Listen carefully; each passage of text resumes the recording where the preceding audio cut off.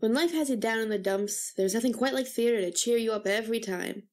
Well, for me anyway. The lights, the sets, the dancing, the singing, the story, perfection very nearly every time. For the casual viewer who doesn't drive a 15-hour round trip for a performance, you see a show, you skim the playbill, you clap for the bows, and you go home. But some people, some theater aficionados, stay just a little bit longer, waiting for the stars to step out the door. Many stars come out, sign playbills one by one, and take a few photos with fans of the show. But how much do we really know about them? We know they're starring in the show, obviously, and we know they're fantastic at what they do, but what else? Everyone has their stories. It's about time we know more about the stars and starlets we admire. And so, here I am with the first of many stage door bios. So, let's start with the lead of the first Broadway show I ever set my eyes on, Nic Rouleau.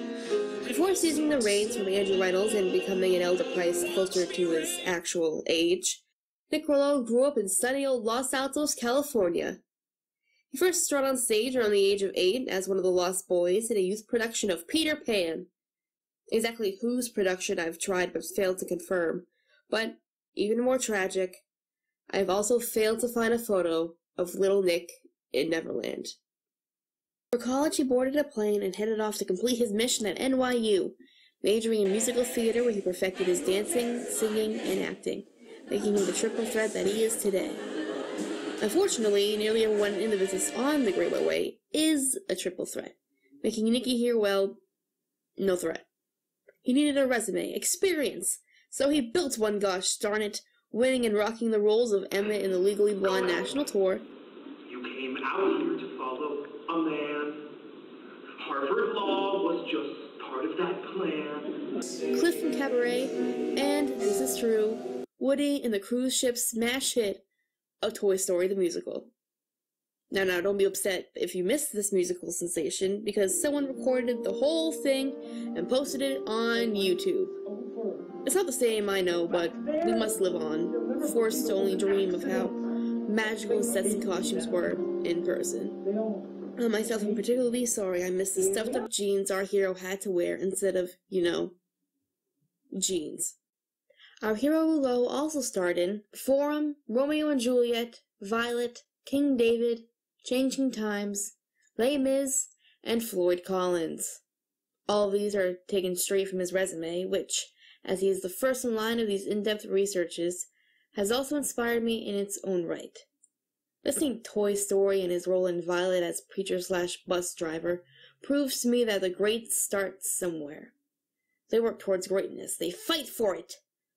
It's the evidence behind the old cliche, if you put your mind to it, you can accomplish anything. Marty McFly would certainly be proud. On December 12, 2008, my birthday, he performed his senior recital at NYU, singing songs from She Loves Me, Try Me. You need a man who knows the business inside out, Mr. Marichek. Try me. Well, you need help, or I have never spoken. And why bring someone in when I'm already broken? Avenue Q and Company. After he graduated in 2009, went on a few tours, and stuffed his pants on a cruise show, with his experience and an agent's help, Nic Rouleau built up the courage to audition for Broadway.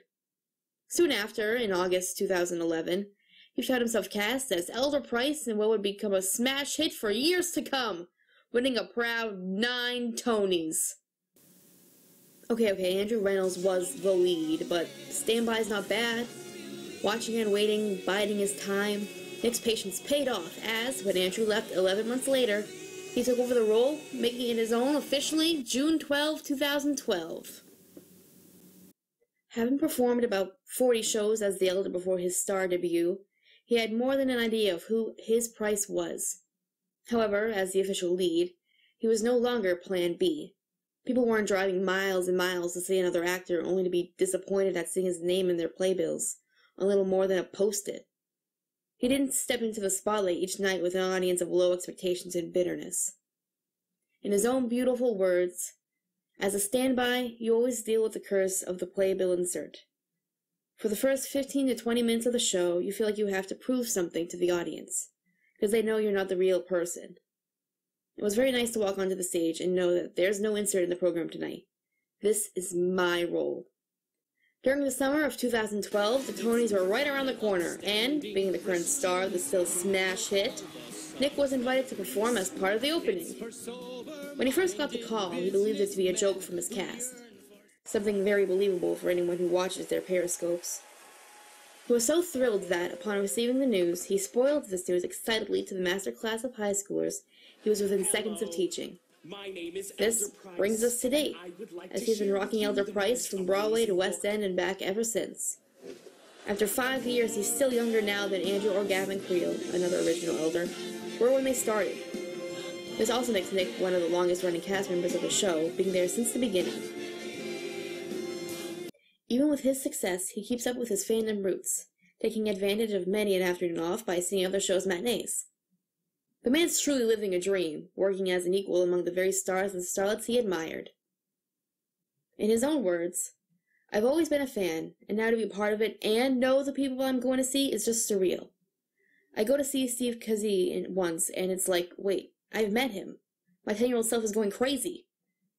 He's made it well known, however, that Steve is not his favorite performer, but instead it's the lovely Kelly O'Hara. He saw her in Light of the Piazza 7 times. An impressive number for anyone, and I'd know. I saw Book of Mormon 4 times in 1 week, for crying out loud, so I totally understand. He even has a recording of a concert she performed at Cafe Carlisle while she was on leave from South Pacific. As of 2012, he swore he listened to it before every show, but as of 2016, I cannot confirm.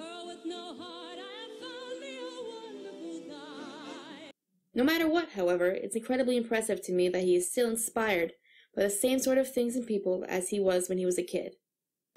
Sometimes it seems the higher up the ladder you climb, the less that impresses you. Clearly this isn't true in Nic's case, adding to his natural charm. He dreams of winning a Tony for himself one day, and by Heavenly Father, I will be cheering the day he does. Despite what he may believe, he has become what he admires. A star. If you want to see Nic in person, he is currently performing as Elder Kevin Price in the Book of Mormon at the Eugene O'Neill Theater. He is a stage doorer, so if you're interested in shaking the man's hand, he'll be there. But don't be starstruck, as the man's very friendly. I myself haven't had the chance to catch him at the door, yet, but I have seen him a few times at the bucket for the Broadway Cares 6-week collections, and he's yet another kind soul of Broadway. And that's it for the first stage door bio of a Mr. Nic Rouleau. It certainly was educating for me, and hopefully you, but I don't know what you know. And I also hope it was entertaining, in at least some way, shape, or form. Really, I hope it's both, but, beggars can't be choosers. Anyway, I hope to continue this series with a little game, kind of like 7 Degrees of Kevin Bacon, where we start with Nic Rouleau, and then we go, the next episode will be an actor connected to him, and then another episode connected to that actor, and so on and so forth. So it seems only fitting that the second episode, connected to Nic Rouleau, will be of the first Elder Price, Mr. Andrew Rannells. That should certainly be fascinating. He certainly has had a more extensive career, which will be interesting research, but long research. But really, be in college, you gotta get used to this. At least this is fun stuff. So Andrew Rannells is next, and hopefully you come back, and hopefully my face and my lack of ability to speak has not turned you off. So stay tuned for that. This is Zoe, from the Hicks of Massachusetts, saying goodbye, and until we meet again. It's been fun, now I must run, but it's been grand, perfect.